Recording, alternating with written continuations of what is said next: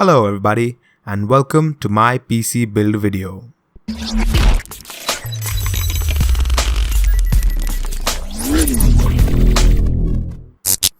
Alright, so before we start, we're going to need a couple of things.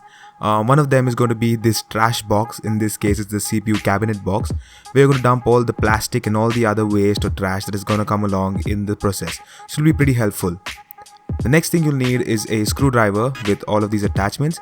Make sure it's a magnetic screwdriver because if it's not, then you'll have a really tough time when you have to get into those tight spots.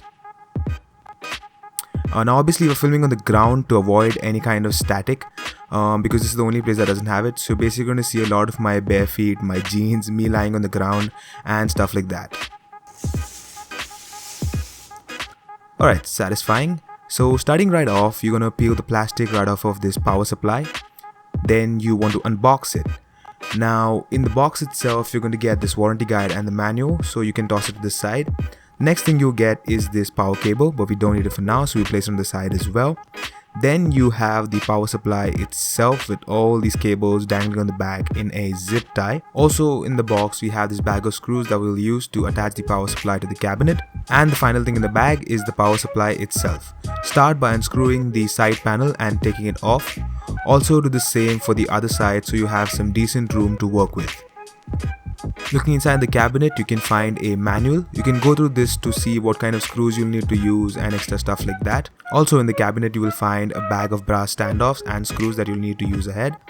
Start by placing the power supply at the bottom, lining it up with the cabinet. Then just screw it in using the 4 screw holes. Make sure you screw them in first and then you can go around and tighten all of them once you're done with these.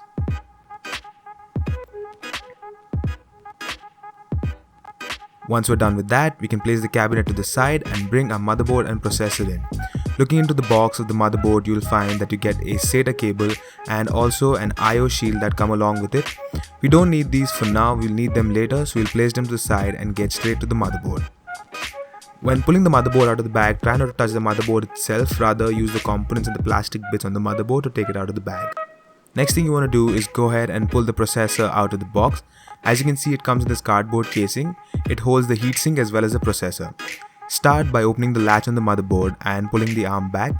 As you can see the triangle on the motherboard, line that up with the little triangle that you see on the processor. Then take your processor and just gently place it into the processor slot provided. It should fit in quite well and you'll have a feel when it does. Then place the slot back down. Latch the arm back in. You'll have to use a little bit of pressure, don't worry about that, just use it and the top should conk right off. This is a good sign and it means that your processor has fit in. As you can see right here, the processor has fit into the motherboard pretty securely. Next up for the heatsink, place the heatsink in the 4 holes provided next to the processor. Just place the heatsink over the holes and push the clamps into the holes. It should fit pretty perfectly and if it does, you'll know because you'll be able to pick up the motherboard with the heatsink itself. Next up, take the wire running from the heatsink and plug it to the CPU header fan right near the heatsink. Next up, install the RAM. You can see a gap on your RAM stick that will line up with the gap on a DIMM slot. Just open the notch, place the RAM in and push it in and it should click right into place. Next, you want to install our brass standoffs for our motherboard. Take these and start screwing them in with your hand in the holes that your motherboard is going to sit in. This will depend on what kind of motherboard you have. Next, you want to install the IO shield. So put your cabinet right up. Now this will be a little fiddly, but don't worry about it. Just apply a little pressure, be patient with it and keep pushing. It will give you some trouble, but it will fit in eventually. And voila, it has fit in perfectly. Then simply just place your motherboard on top of the standoffs and line it up perfectly with the IO shield so that all the ports are showing. And if you are me, then what you do is just bend over the whole cabinet just to check if the ports are lined up with the IO shield or not. Then just simply screw your motherboard in using the screws that were provided with your cabinet.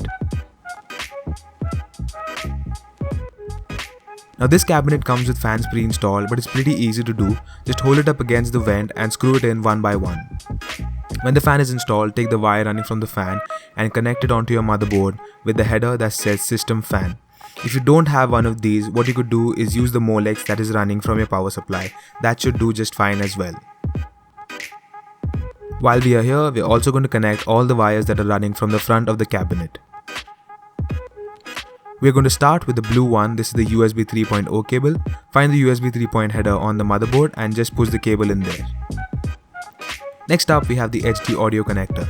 This will connect to the header on the motherboard that says, you guessed it, HD audio. Next, we'll connect the USB cable. So this will connect into the header that says FUSB or front USB. It has a pin knocked out, so it only goes in one way. Next up, we're going to connect all these little LED wires. Basically, they all plug into this huge header that you see right there in the corner of your motherboard. Again, it could be in a different location.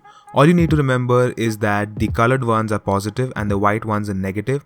Now, it can be a little fiddly since they are really small, so they can be a bit troublesome, but be patient with these and the end result will look something like this. While we have the space, take the 4+4 pin CPU connector and connect it to the 4-pin header right next to the heatsink. Now for the hard drive, in most cabinets you'll have to slide it in and hold it as you screw it. Some of them also have a tray where you just place it and push it back in. So guys, that was pretty much the PC build. I know that it was not complete, but my camera stopped recording because the storage got full and my phone was not able to record any more footage. So this is what we were able to get. Now I know that we're missing the graphics card assembly and some of the wiring. I'd really love to show that to you, but I honestly just cannot because of the fact that I just don't have it. I know it sucks, I wish I could show it to you, but I just really cannot. Although since we don't have that, I will link my video how to learn to build a PC because that has the graphic card installation, and I will also link Austin Evans' PC build video so that you can see the wiring. Again, I'm really sorry guys that I could not show it to you, but I hope you enjoyed this video. If you did, don't forget to hit that like button, leave your comments below, and definitely do not forget to subscribe. Until next time, goodbye.